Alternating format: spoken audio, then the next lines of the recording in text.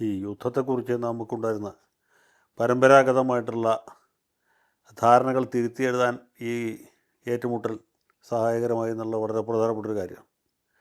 മുമ്പൊക്കെ യുദ്ധമെന്ന് പറഞ്ഞാൽ യുദ്ധം പ്രഖ്യാപിക്കുന്നു. ഇവിടെ നിന്ന് കാലാൾപ്പട അല്ലെങ്കിൽ പീരങ്കിപ്പട, ടാങ്ക് ഇതൊക്കെ അതിർത്തി മുറിച്ച് കടന്ന് അവരുടെ സൈനിക കേന്ദ്രങ്ങളിൽ ആക്രമണം നടത്തുന്നു. അവരുമായി ഏറ്റുമുട്ടുന്നു. നേർക്ക് നേരെ നിന്ന് പട്ടാളക്കാർ ട്രഞ്ച് കുഴിച്ചാണെങ്കിൽ ട്രഞ്ച് കുഴിച്ച്, അതല്ലെങ്കിൽ ടാങ്ക് ഉപയോഗിച്ചാണെങ്കിൽ ടാങ്ക് ഉപയോഗിച്ച് യുദ്ധം ചെയ്തു. ഇങ്ങനെയൊക്കെയാണല്ലോ യുദ്ധത്തെക്കുറിച്ചുള്ള നമ്മുടെ പരമ്പരാഗതമായിട്ടുള്ള സങ്കല്പം. ഒന്നാം ലോക യുദ്ധത്തിലും രണ്ടാം ലോക യുദ്ധത്തിലും കാശ്മീർ യുദ്ധത്തിലും എന്തിനാ ഈ സമീപകാലത്തുണ്ടായ കാർഗിൽ ഏറ്റുമുട്ടൽ വരെ അതാണ് നടന്നത്. 65-ലെ യുദ്ധം, 71-ലെ യുദ്ധമൊക്കെ നമ്മുടെ മനസ്സിലുള്ള അതാണ്. വിമാനങ്ങൾ പാറിപ്പറന്ന് പോകുന്നു, ബോംബിടുന്നു. അതുപോലെ ടാങ്കുകൾ അതിർത്തി കടന്നു വരുന്നു, നമ്മൾ തിരിച്ചടിക്കുന്നു. പീരങ്കി ഉപയോഗിച്ച് യുദ്ധം ചെയ്തു. അപ്പോൾ അതൊക്കെ പോയി, ആ രീതികളെ മാറി.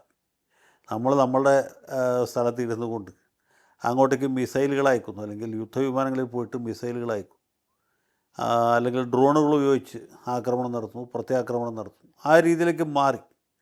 അപ്പോൾ യുദ്ധത്തിൻ്റെ രീതിശാസ്ത്രം മാറി. അത് മൊത്തത്തിലുള്ള സംവിധാനങ്ങളിലും ആ രീതിയിലുള്ള മാറ്റം വരുത്തി. നയതന്ത്ര രംഗത്തും ഇതുപോലെ മാറ്റങ്ങൾ ഉണ്ടായിട്ട് ഇപ്പോൾ ഇന്ത്യ ഒരു സൈനിക ശക്തിയായിട്ടുള്ള വളർച്ച, അതോടൊപ്പം തന്നെ ഒരു സാമ്പത്തിക ശക്തിയായിട്ട് അല്ലെങ്കിൽ ലോകശക്തിയായിട്ടുള്ള ഇന്ത്യയുടെ വളർച്ച സത്യത്തിൽ ഈ യുദ്ധം അടയാളപ്പെടുത്തുന്നുണ്ടെന്നാണ് എനിക്ക് തോന്നുന്നത്. കാരണം അപ്പോൾ യുദ്ധതന്ത്രത്തിൽ നമ്മുടെ മികവ് കണ്ടതാണ്.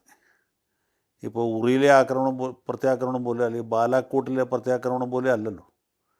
ഓപ്പറേഷൻ സിന്ദൂർ എന്ന് പറഞ്ഞ പരിപാടി കൃത്യമായിട്ട് ആസൂത്രണം ചെയ്ത് വളരെ സൂക്ഷ്മമായിട്ട് നടപ്പാക്കി എന്നുള്ളതാണ്. പാകിസ്ഥാനിലെ തീവ്രവാദ ക്യാമ്പുകൾ ആക്രമിക്കും.